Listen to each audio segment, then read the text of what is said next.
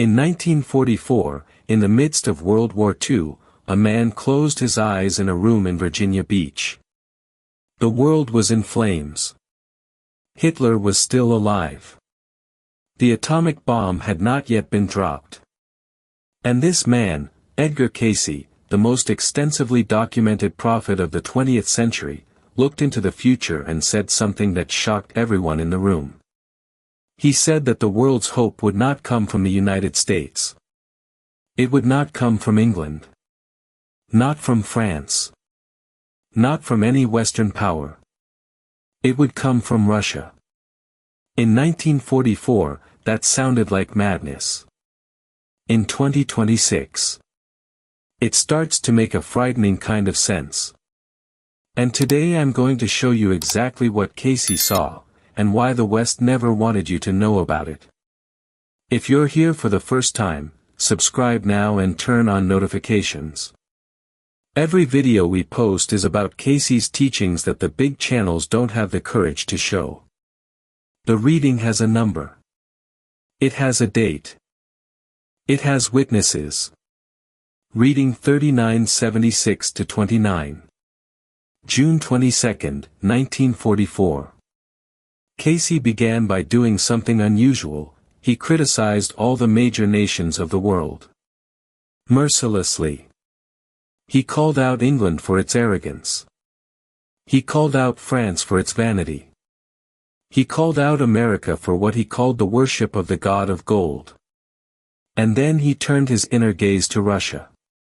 And he said, "From Russia comes the hope of the world. Not communism. Not Bolshevism. But freedom. The freedom in which every man will live for his brother." Pay attention to what he did not say. He did not praise the Russian government. He did not praise Stalin, who was still alive at that time. He wasn't talking about politics. He was talking about something that exists in the spiritual DNA of the Russian people. Something that has survived centuries of tsars, of communism, of economic collapse. A unique capacity for brotherhood. For collective suffering. To live not for the self, but for the collective. And Cayce said that this principle, buried beneath decades of oppression, would one day emerge. And it would change the world. Now comes the part that most books on Cayce conveniently leave out. Why is the West so afraid of Russia? The official answer is, expansionism. Authoritarianism. Military threat. But Cayce suggests a different answer. A deeper one. A more inconvenient one. The West is afraid of Russia because Russia represents a way of life that threatens the entire system. Think about it with me.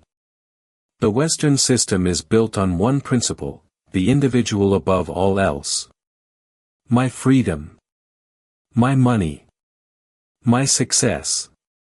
My personal brand. And this system has created what Cayce called the worship of the god of gold.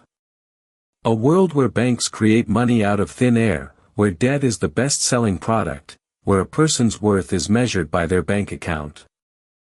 The Russians have a concept that has no direct translation into English. They call it sobornost. It is not community in the Western sense, a group of individuals living close to one another. It is a spiritual unity. A state where many souls are united in love, focused on the same divine center. The idea that I cannot be saved unless you are saved too. Cayce saw that while the West spent the 20th century perfecting the ego, the self, the brand, the selfie, Russia preserved, even without knowing it, the secret of the we. And in 2026, when the structures of the ego begin to crack, unstable markets, ailing social media, epidemic loneliness, the world desperately seeks this secret. Let me ask you a question now. Have you ever felt that something is deeply wrong with the system, but couldn't put your finger on what it was? Write in the comments now, I feel that, if this resonates with you. That tells me I should keep bringing this kind of content. But Cayce's prophecy about Russia isn't just spiritual. It's literal, physical, geographical. And this is the part that will surprise you. Cayce spent decades describing the changes that would come to Earth. Earthquakes, volcanoes, floods, pole shifts. And within those prophecies, he spoke about Siberia.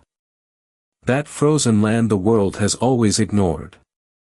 Cayce said that while other parts of the world would become uninhabitable due to climate and geological changes, Russia would flourish. Siberia, with its untouched reserves of water, minerals, and fertile soil, would become the breadbasket of the world. The nation that the West sanctions today may be the nation that feeds the world tomorrow. Think about the weight of that. While we debate economic sanctions, while we freeze reserves and cut ties, Cayce was saying that we are making a monumental karmic mistake. That Russia's geographic destiny places it at the center of human survival. Not through conquest. Not through war.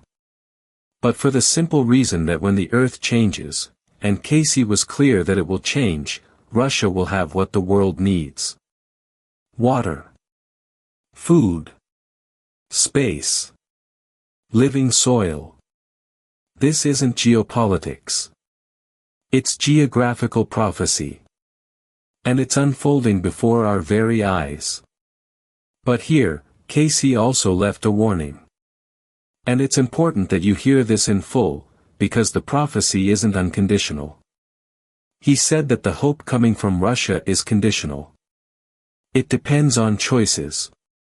On the choices of the Russian people. On the choices of the American people.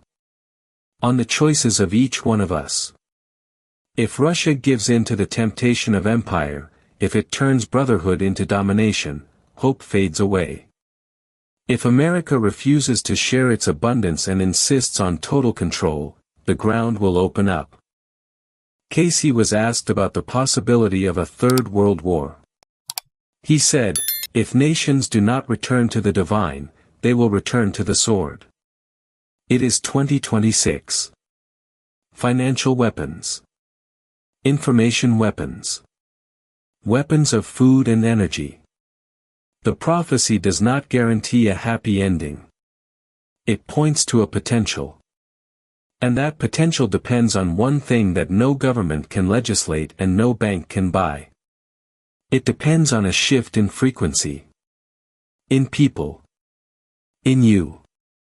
So what do you do with all of this? First, question the narrative. When you see Russia in the news, remember Cayce's words. I'm not saying you should agree with any government. I'm saying that behind all the propaganda, from all sides, there are people. And those people have souls. Second, beware of hatred. Cayce was clear, the vibration of hatred anchors you in the timeline of destruction.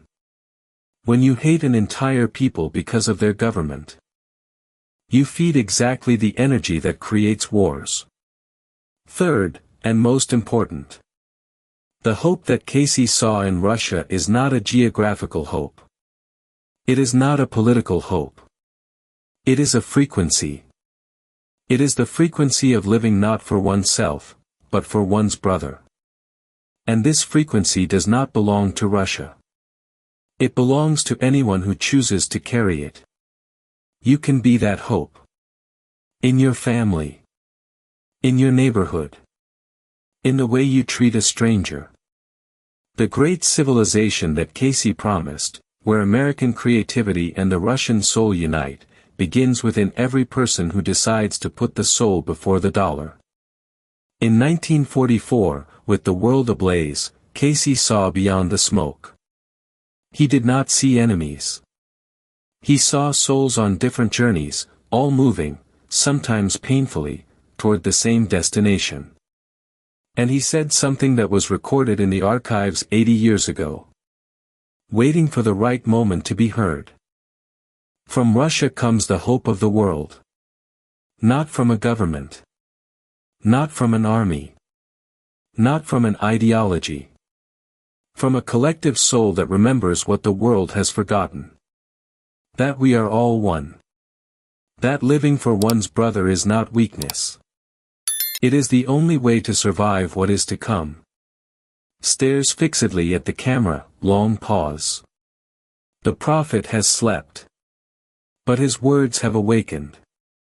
And now you have heard them. What you do with them, that choice is yours. If this video opens something up in you, share it now with someone who needs to question the narrative. There are people in your circle who feel that something is wrong but can't put their finger on it. Send this video to them. Comment below with one word, just one, that describes what you felt while watching this. Subscribe and turn on notifications. In the next video, we'll dive into Cayce's prophecy about the technology that will change civilization, and where it's hidden. Until then, question everything. Fear nothing.